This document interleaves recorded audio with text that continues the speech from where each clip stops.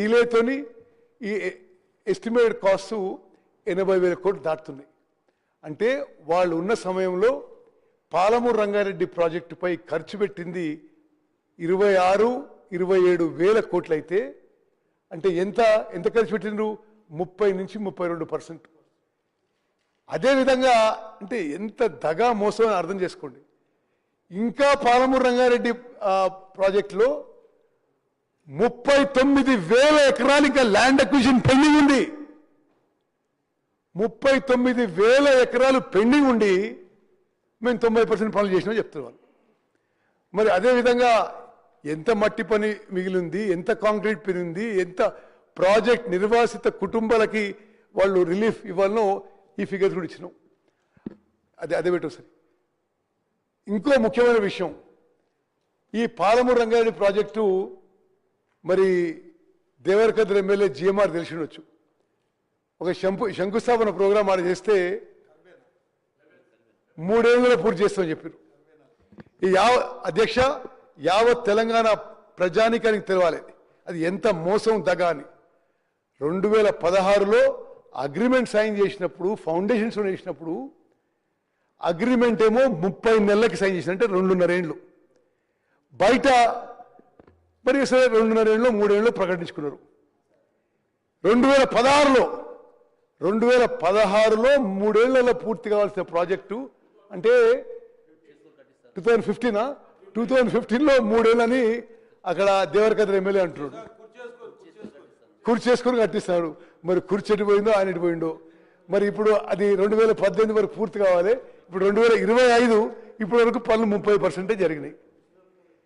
ఇంకో ముఖ్యమైన విషయం మనం అందరం గమనించేదంటే ఈ పాలమూరు రంగారెడ్డికి కానీ కాళేశ్వరం కానీ చాలా high cost high interest loan తీసుకొచ్చింది. అంటే 11-11.5% లోన్ తీసుకొచ్చింది. మొదటి సంవత్సరం బట్టి గారు ఇరిగేషన్ శాఖకి 24,000 కోట్లు పెడితే నేను చాలా సంతోషించిన. అసలు 24,000 కోట్లు ఇస్తుండేమో వర్క్లు కానీ. మరి సంవత్సరం అయిపోయేసరికి అందులో 16,000 కోట్లు కేవలం ఇరిగేషన్ లోన్స్ ఇంట్రెస్ట్ అండ్ ప్రిన్సిపల్కే రిటర్న్ అయినాయి. మరి మేము అధికారంలో వచ్చిన తర్వాత ఆ 11%కి తీసుకొచ్చిన ఇరిగేషన్ లోన్స్ ఇంట్రెస్ట్ తగ్గించి రీస్ట్రక్చర్ చేసి 7% తగ్గించిన ఘనత ముఖ్యమంత్రి గారికి ఉప ముఖ్యమంత్రి గారికి దక్కుతుందని చెప్పి మనవి చేస్తున్నా. బట్టి గారికి నా ప్రత్యేక అభినందనలు. మరి నెక్స్ట్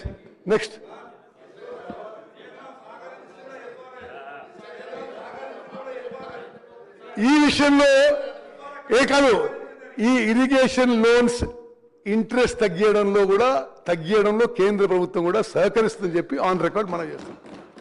ఓకే. మరి అదేవిధంగా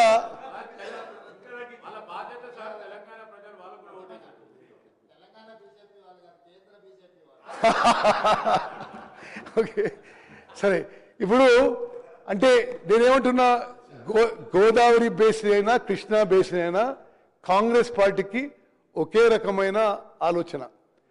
కానీ పదే కృష్ణా బేసిన్లో ప్రాజెక్టులు ఏదో కాంగ్రెస్ వాళ్ళు నిర్లక్ష్యం చేసింది కాబట్టి కొన్ని అంకెలు తీసినాం.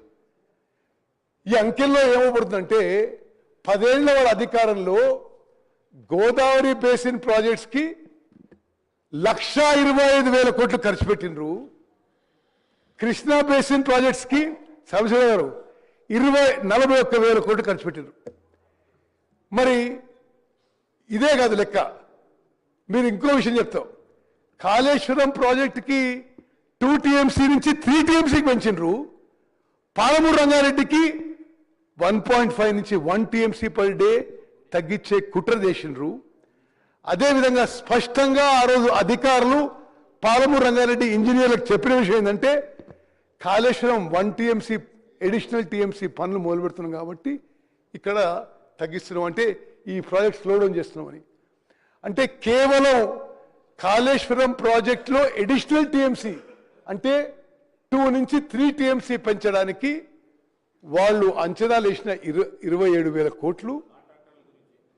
మరి కాంట్రాక్టర్ల కోసం ఇది అడిషనల్ అమౌంట్ వేసినారు. ఈ అమౌంటే ఉమ్మడి మహబూబ్ నగర్ జిల్లా, ఉమ్మడి నల్గొండ జిల్లా కృష్ణా బేసిన్ ప్రాజెక్టులకి ఖర్చు పెట్టుంటే ఇప్పటి వరకు పూర్తయి నీళ్లు ఫుల్గా వారని చెప్పి నేను మనం చేస్తాను. నెక్స్ట్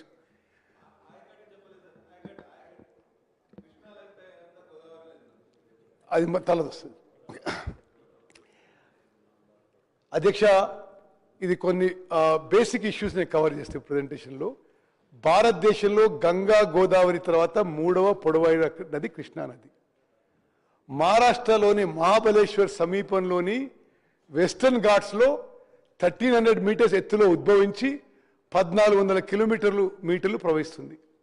మహారాష్ట్ర, కర్ణాటక, తెలంగాణ మరియు ఆంధ్రప్రదేశ్ మీదుగా ప్రవహించి హంసల ద్వీపి వద్ద బంగాళాఖాతంలో కలుస్తుంది.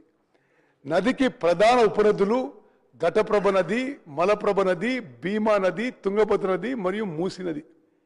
నారాయణపేట్ జిల్లా తంగడి గ్రామంలో దగ్గర ఈ కృష్ణా నది తెలంగాణ రాష్ట్రంలోకి ప్రవేశిస్తుంది.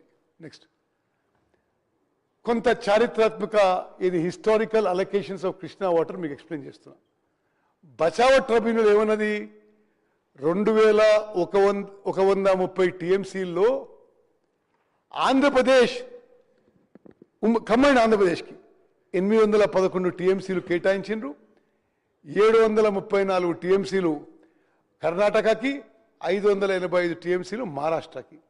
దాంట్లో బచావత్ అవార్డులో కూడా ఏముందంటే ఈ 2130 కంటే ఎక్సెస్ ఉన్న వాటర్ని ఉమ్మడి ఆంధ్రప్రదేశ్ కంబైన్డ్ ఆంధ్రప్రదేశ్ వాడుకోవచ్చు అని చెప్పి కూడా ఉంది. నెక్స్ట్ దాంట్లో అది ఆ సర్ప్లస్ వాటర్ కింద పోస్ట్ బచావత్ అవార్డ్ తెలంగాణలో SLBC, Kalwakurthy, Nettempadu, Koil Sagar, Palamuru Rangareddy with Jurala source Dindi lift irrigation స్కీమ్స్కి జియో ఇచ్చి కొంత పనులు మొదలుపెట్టినారు. అదేవిధంగా ఆంధ్రప్రదేశ్లో కొన్ని పనులు మొదలుపెట్టినారు. ఆ టైంలో కర్ణాటక ఒక విషయంలో సుప్రీంకోర్టుకు పోయింది. ఆనాటి ఆంధ్రప్రదేశ్ ఒక విషయంలో కర్ణాటకకు వ్యతిరేకంగా సుప్రీంకోర్టు పోయింది. ఆనాటి ఆంధ్రప్రదేశ్ ఏమో ఆల్మట్టి హైట్ కర్ణాటక 515 నుంచి 524 హైట్ పెంచొద్దు అని ఆంధ్రప్రదేశ్ పోయింది. కర్ణాటకనేమో ఈ సర్ప్లస్ వాటర్ ఆంధ్రప్రదేశ్